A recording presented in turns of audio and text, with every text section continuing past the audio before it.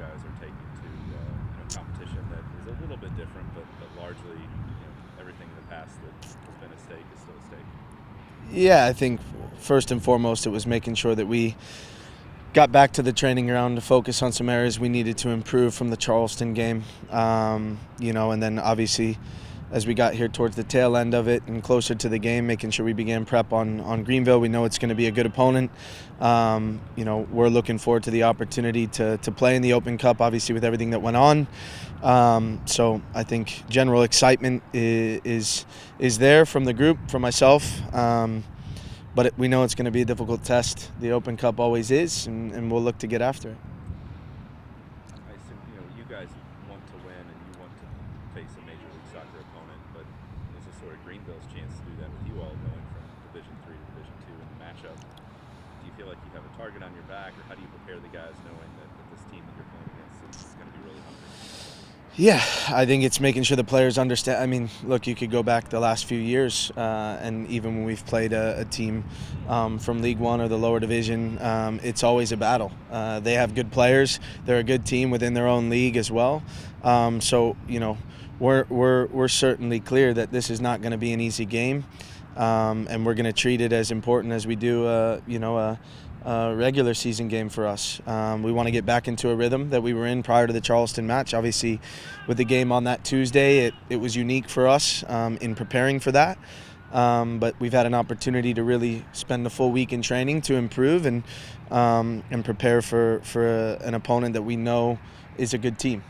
That Charleston game and the way the schedule's worked out, you made the 5 changes there. Now you have another week. How open is the competition, and how has that maybe ramped up training, given that it's coming off a loss and guys might see some opportunities there?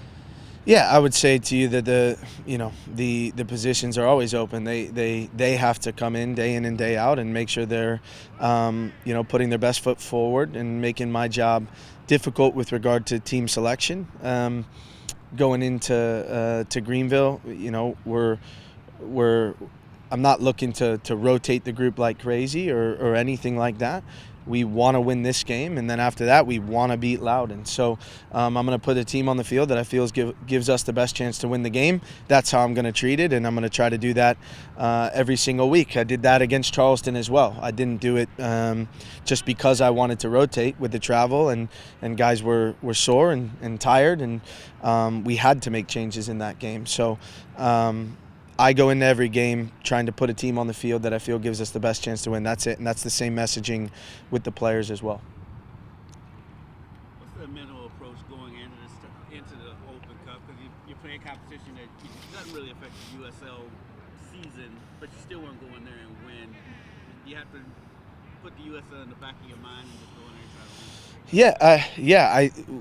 We want to win every single game that we play, right? So I don't care that it's Open Cup or if it's a preseason game or ultimately there's a game in front of us that's there to be won. And we try to treat every game that way. And I think it's really important from a mindset with the group that you're not going into a game thinking anything other than that. So the focus is on Greenville in the Open Cup on Tuesday, and Tuesday night after that, the focus is going to be back on the USL Championship and preparing for Loudoun. Is that hard to balance for players, from the players' side? No, because I think culturally the expectation is to win, right? And so I don't think it's hard for them because you have an opponent up in front of you that you want to make sure that you beat. And if we win that game, then we'll move on to the next round and we'll prepare for that one the same way we've prepared for this one. So I don't think it's hard for them to manage it because they're a group that wants to win every single day in what they do, whether it's training today when we go through the stuff that we're going through or an opponent tomorrow.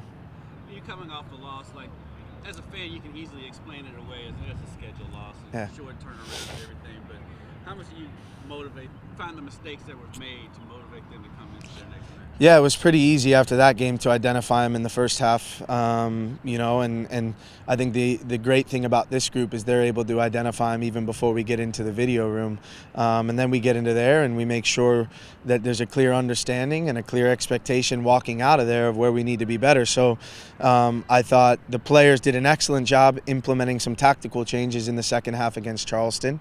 I thought the first half was diabolical. It wasn't wasn't anywhere near our expectation. But the good thing about that is not just my expectation as a staff. As I said, the players understood it as well. What I was really happy about was the response from the group coming out of halftime. They were definitely the better team in the first half.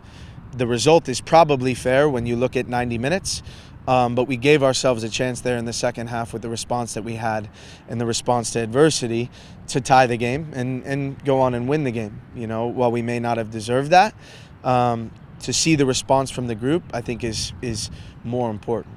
Is that type of thing you're looking for early in the season when you have a match like that? No question. Yeah, I think when we have a half of football that we all can walk in that locker room and go, okay, can't get much worse than that, and to see the response literally night and day, I think that's a sign of a good team. Because I think a lot of teams in that moment that have the first half that we had probably roll over in the second half. And I think you saw the quality that we have, the chances we created, and I want to make sure that there's also a focus on that for them specifically.